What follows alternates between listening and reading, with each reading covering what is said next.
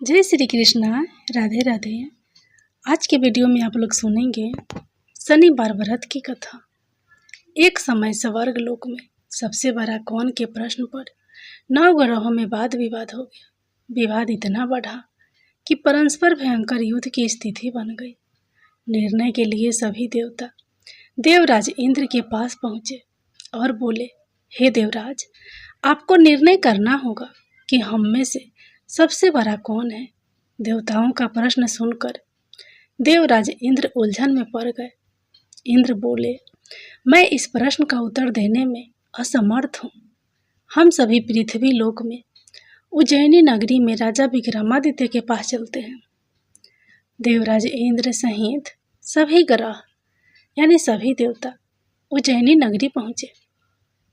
महल में पहुंचकर जब देवताओं ने उनसे अपना प्रश्न पूछा तो राजा विक्रमादित्य भी कुछ देर के लिए परेशान हो उठे, क्योंकि सभी देवता अपनी अपनी शक्तियों के कारण महान थे। किसी को भी छोटा या बड़ा कह देने से उनके क्रोध के प्रकोप से भयंकर हानि पहुंच सकती थी।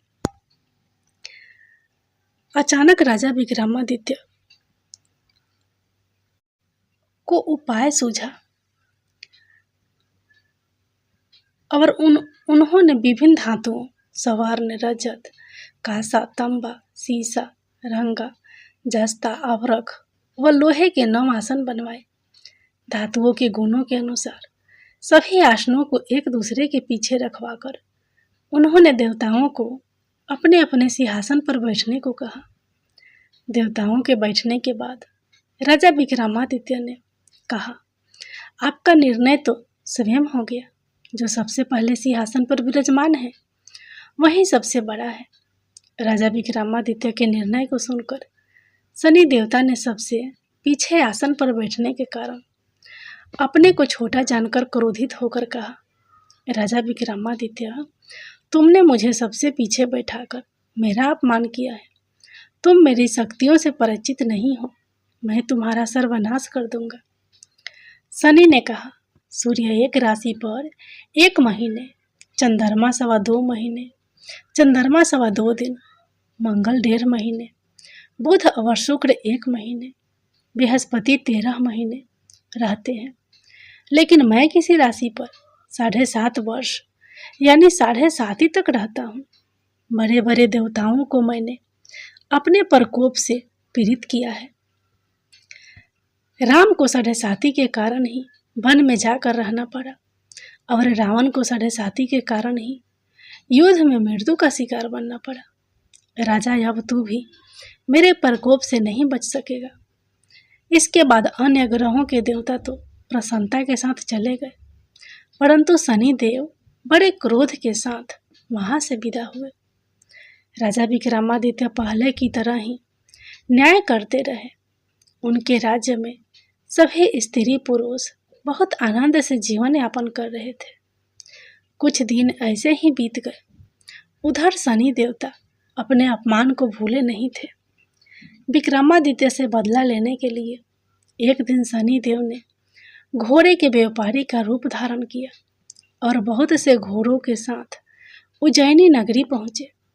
राजा विक्रमादित्य ने राज्य में किसी घोड़े के व्यापारी के आने का समाचार सुना तो अपने अश्वपाल को कुछ घोड़े खरीदने के लिए भेजा।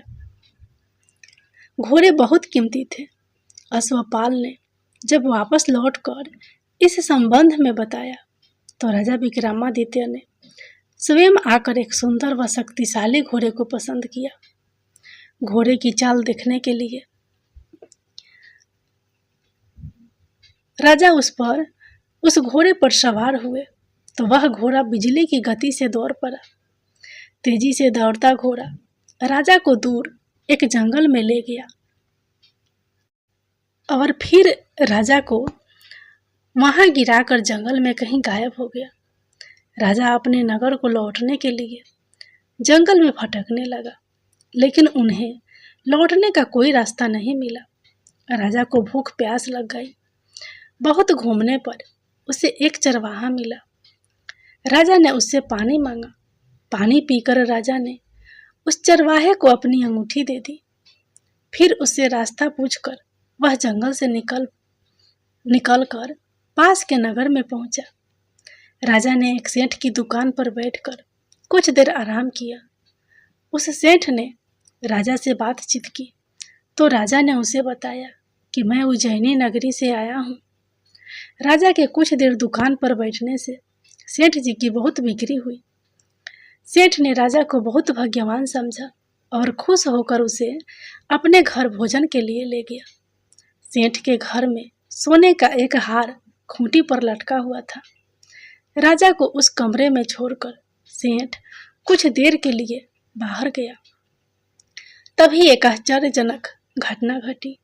राजा के देखते ही देखते सोने के उस हार को खूंटी निकल गई। सेठ ने कमरे में लौटकर हार को गायब देखा तो चोरी का संदेह राजा पर ही किया, क्योंकि उस कमरे में राजा ही अकेला बैठा था। सेठ ने अपने नौकरों से कहा कि इस परदेसी को रस्सियों से बांधकर नगर के राजा के पास ले चले। राजा ने विक्रमादित्य से हार के बारे में पूछा तो उसने बताया कि उसके देखते ही देखते खूंटी ने हार को निगल लिया था।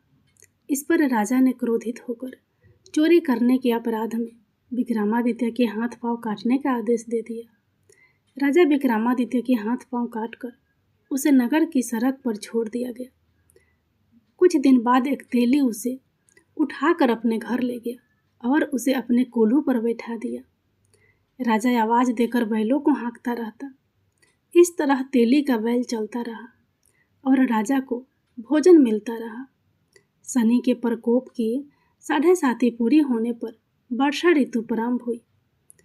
राजा विक्रमादित्य एक रात मेघ मल्हार गा रहा था कि तभी नगर के राजा की लड़की राजकुमारी मोहिनी रथ पर सवार उस तेली के घर के पास से गुजरी।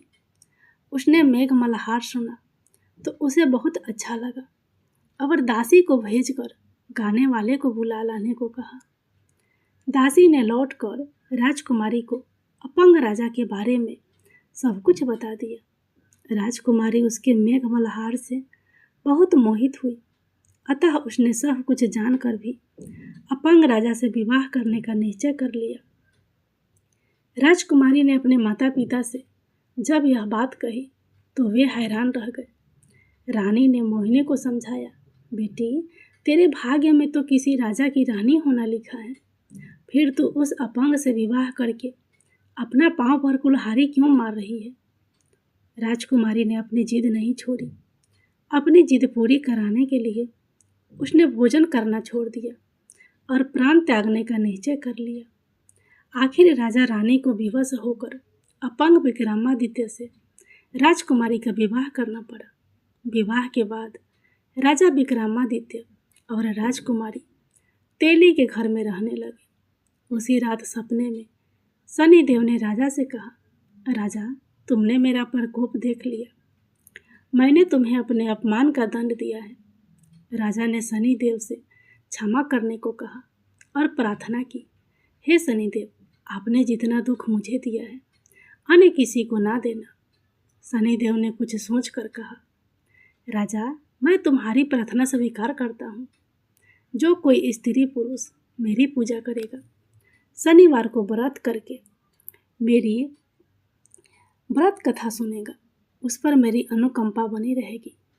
प्रातःकाल राजा विक्रमादित्य की नींद खुली तो अपने हाथ पांव देखकर राजा को बहुत खुशी हुई। उसने मन ही मन शनिदेव को प्रणाम किया। राजकुमारी भी राजा के हाथ पांव सही सलामत देखकर आश्चर्य में डूब गई। तब राजा विक्रमादित्य ने अपना परिचय देते हुए शनिदेव के प्रकोप की सारी कहानी सुनाई। सेठ को जब इस बात का पता चला तो दौड़ता हुआ तेली के घर पहुंचा और राजा के चरणों में गिरकर क्षमा मांगने लगा। राजा ने उसे क्षमा कर दिया, क्योंकि यह सब तो शनिदेव के प्रकोप के कारण हुआ था। सेठ राजा को अपने घर ले गया और उसे भोजन कराया।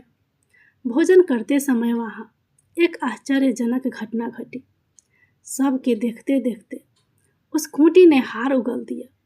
सेठ जी ने अपनी बेटी का विवाह भी राजा के साथ कर दिया और बहुत से स्वर्ण आभूषण धन आदि देकर राजा को विदा किया।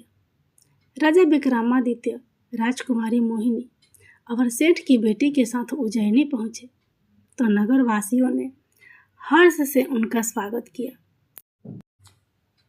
अगले दिन विक्रमादित्य ने पूरे राज्य में घोषणा करवाई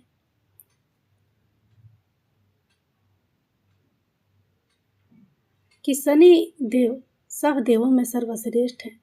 प्रत्येक स्त्री पुरुष शनिवार को उनका व्रत करे और व्रत कथा अवश्य सुने। राजा विक्रमादित्य की घोषणा से शनिदेव बहुत प्रसन्न हुए। शनिवार का व्रत करने और व्रत कथा सुनने के कारण सभी लोगों की मनोकामनाएं शनिदेव की अनुकंपा से पूरी होने लगी। सभी लोग आनंद पूर्वक रहने लगे। शनिदेव भगवान की जय।